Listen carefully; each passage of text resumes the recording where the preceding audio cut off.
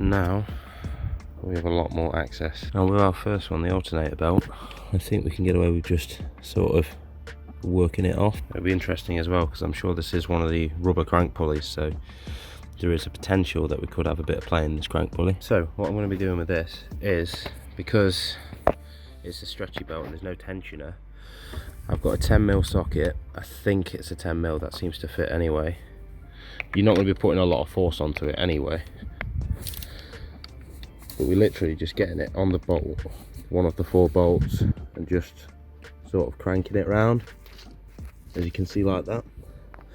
And then we're going to work the belt off as we're doing that. I'm not going to do it, I'm not going to show you on camera because it is a two-handed job, but if you can get a nice light screwdriver or something like that, or a spanner, just to work the belt off with. And that is our old belt. The writing's somewhat faded. You can see the belt's just starting to sort of perish slightly on the inside, so probably would have lasted a while, but always good to get these things changed when you can. Okay, so next we've got the tensioner for this belt.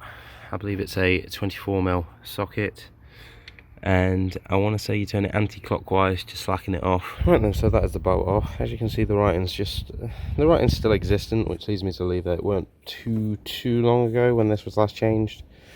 But you know, I've never changed it or had it changed since I've owned the car, so if I go for peace of mind, I'll do it, so then I know it's done. Also as well, when you take belts off, you also find yourself being able to check for any loose cogs, so especially that crankshaft cog, which in this instance I'm quite lucky because there's no play in it. The aircon, tiny bit of play, but nothing to really worry about. Idler cogs and things like that. Everything for the most part on this seems to be hunky-dory, so I'm quite happy with that. In an ideal world, if you're going to do this job, you do want to change out the tensioner as well. You will have to look for another video to do that, because I won't be doing that today because I'm on a very limited budget, so it's just the belts, unfortunately. But let's get the new belts and check they're the right size. So the belts are exactly the same size, so now it's just basically reversal of what you did when you took it off.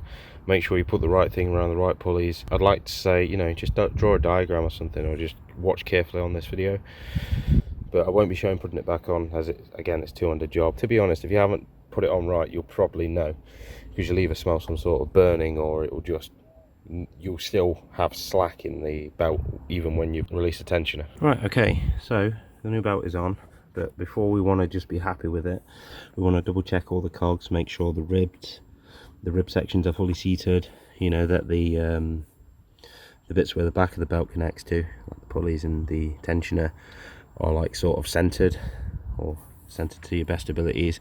For the most part, it will straighten up once you start the engine, but obviously you want to make sure for the most part everything's seated properly, because you don't want any belts rubbing, and then you don't want to have to do all of this again and go out and buy a new belt. So you really want it to be a first time to do it properly. The AC belt now is basically exactly the same as we got it off. We're just gonna crank the engine round and work it back on, and again with that, we're making sure all the rib sections are connected properly, but we'll go over that once we've got it back on.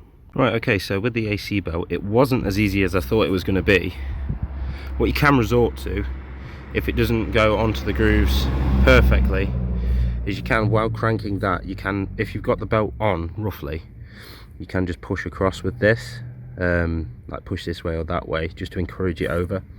I've noticed as well, like an easier way of putting this on, because to start off with, I put it all the way around this pulley and then tried working it around this pulley, but the best way really, put it all the way around this pulley and then get it like, say, halfway or around here, hold it down and then crank it round, and then it will connect itself. And then, like I say, you can make any minor adjustments by levering it this way or that way to sort that out. But yeah, it should be pretty much flush with the ribbed sections here. Here you've got a little lip on either side, so it can't not be right really. Okay, so we had a bit of a tricky part. Let's basically push this pipe in. Lining this up is a bit of a pain, and getting the fan shrouding back in, but there's like 2 prongs in the bottom that you sort of got to try and align whilst being blind. It's a bit of a pain, and obviously you want to make sure you put that hose back in the clips underneath. So now we can start putting everything back together, i.e. getting this clip back on.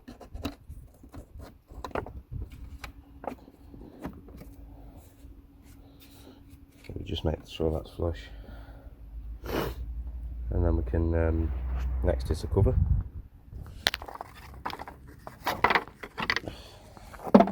Remember, you have 5 T25 bolts holding this thing down.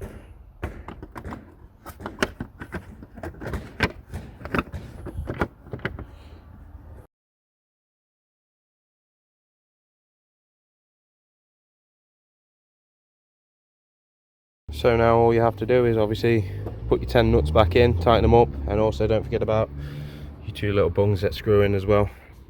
And give her a start, make sure she starts all right, and she'll be good to go. Okay, so moment of truth.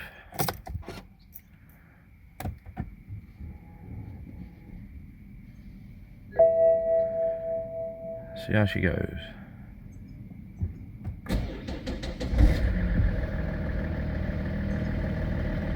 Sounds about right.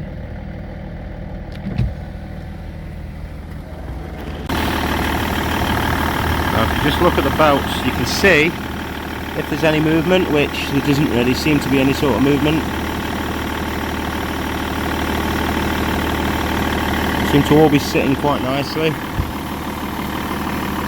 I think could be a job well done. Right then guys, so that is the belts changed on the Beamer. Took it for a test drive, it seemed to work just fine.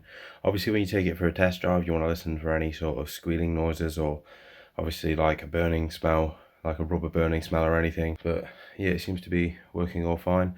When test driving as well, you want to make sure that you test drive it at slow speeds and high speeds. So if you live near a 60 road or something, try and just give it a bit of a boot down a 60 road. And yeah, that's basically it on how you change your belt for a 525D M57 engine. If you did enjoy the video, please don't forget to like and subscribe, and maybe even hit that bell icon for notifications on future uploads. Until the next time guys, peace.